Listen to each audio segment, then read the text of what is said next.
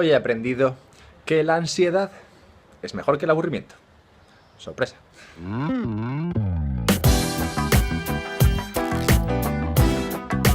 He venido a casa de un amigo a jugar al Catán, a esto. Y aprovechando, pues ya hago un poco de vídeo para cambiar de escenario y tal. Si es que lo que no haga yo por vosotros. ¿Tú qué prefieres? ¿Sentir ansiedad o aburrimiento? Pues ahora mismo no importa. Lo relevante ahora es que Csikszentmihalyi, bueno, un señor, cuando consiguió superar el reto de aprender a pronunciar su nombre, decidió que este tema, el de los retos, era bastante interesante.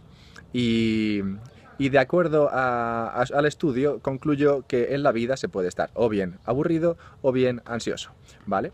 O al menos, más que ansioso, que eso, con ansiedad, ¿no? Con preocupación. Y esto se ve sobre todo en la vida profesional, ¿vale? Pues en la vida profesional puedes elegir actividades o retos para los cuales estás preparado.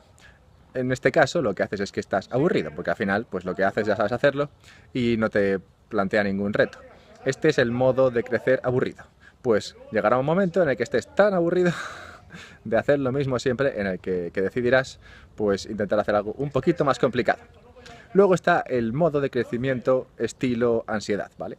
Y esto es cuando eliges aceptar retos y actividades que son más complicadas de lo que tu nivel de habilidades permite ahora mismo. Este es más jodido, porque claro, vas a elegir ponerte en la situación en la cual no vas a tener ni idea o te va a costar mucho sacar adelante el trabajo o la actividad que sea. Pero es que esta es la forma de conseguir avanzar, pues de otro modo, el del estilo aburrido, pues el mismo nombre lo dice, ¿no? Es aburrido.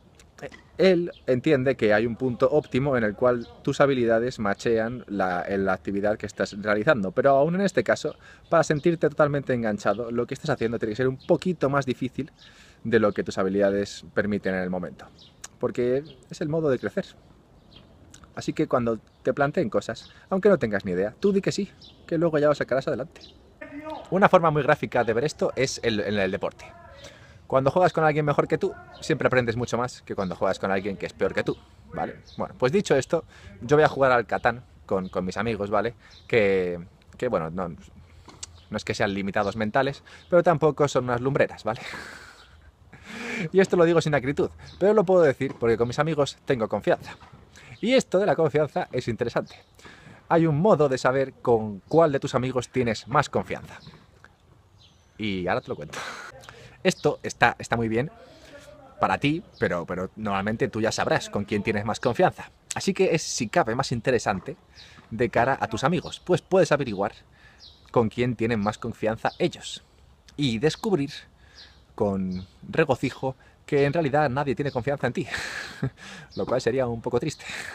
Pero bueno, el truco es el siguiente.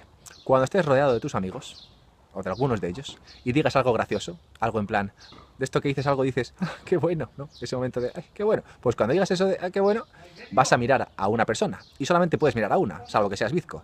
Y entonces esa persona a la que miras es la persona con la que más confianza tienes. 100% demostrado. ¿Qué aprenderé mañana? Y eso es todo. ¿Qué aprenderé mañana? Suscríbete y lo averiguas.